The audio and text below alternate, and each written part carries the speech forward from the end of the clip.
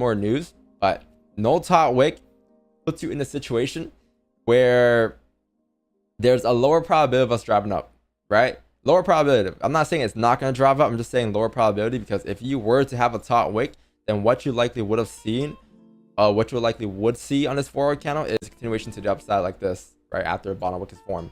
Either way, you're going to see a bottom wick regardless of what happens here, but it's just like, once you flip, is it going to continue to drive past 2142, or is it going to tap into like 44, 43, and then just reject like so after a top wick is being created?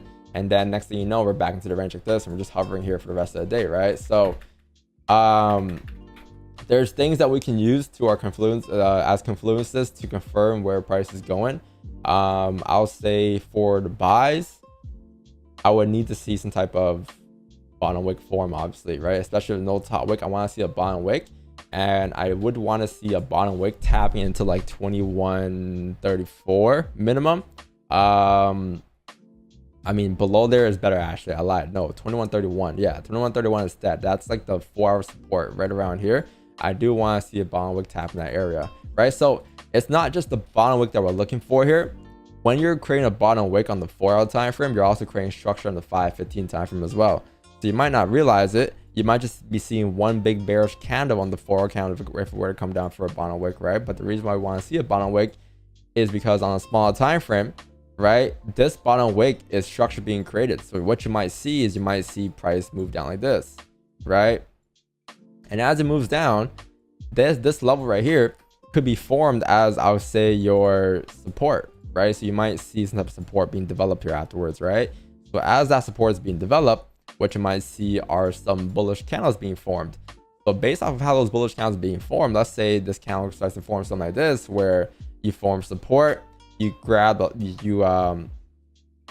the previous candle low to grab liquidity for that 5 candle or that 15 candle, whatever it is you're looking for.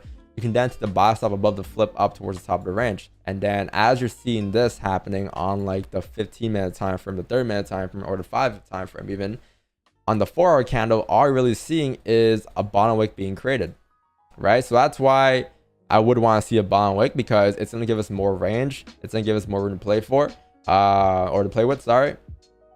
So yeah, this equals this. If this were to happen, and next thing you know, the candle flips bullish on the 4-hour candle, this is how it ends off looking, right? So as all of that formed, this is all that's happening on a smaller time frame. So that's why I want to see a bottom wick. It's not just for like, you know, the continuation. It's more so for if you don't grab the continuation, because there's a lower chance of you continuing after no top wick.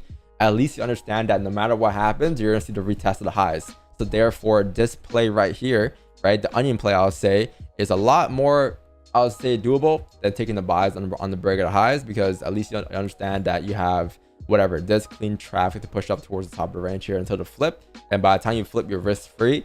And if that kind of flip were to drop in the 4, then amazing, you got runners. If it doesn't, then shit, you hit break even, or at least you come out with like half partial closures or something, right? But that's the play for the 4-hour closure of no top wick. That's how we'll go about it. And that, again, that will take a little longer to form, right? Yes, and all those 15-minute candles that I drew up, it might